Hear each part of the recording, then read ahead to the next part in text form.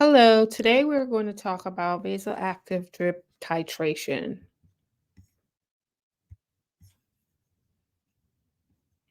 The goal of vasoactive medication titration is to maintain hemodynamic stability and adequate perfusion while using the minimal amount of drug necessary.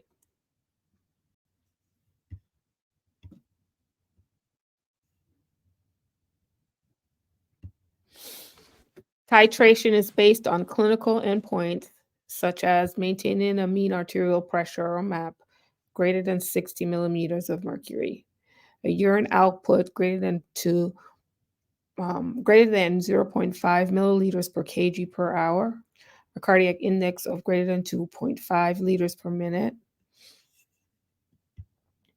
An order for titrated medication requires 7 elements: the medication name, route of administration, initial or starting rate of infusion, dose per minute, incremental units at which the rate of infusion can be increased or decreased, frequency of incremental doses, that is, how often the dose or rate can be increased or decreased, maximum dose of infusion, objective clinical endpoint, example for the RAS or the Richmond Agitation Sedation Scale score, blood pressure, or pain score. In general, titration should not be any faster than every 5 to 15 minutes because of the short half-life, the potential for drug accumulation causing an overshoot of the therapeutic goals resulting in hypertension, arrhythmias, or hypotension when down titrating.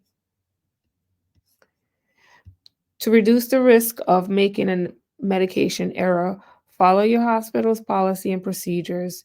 Usually, high risk medications have to be double checked and co signed upon initiation and with changes to the rate. For further information about critical care, you would like to check out my blog. It is cherylpalmer.com/blog.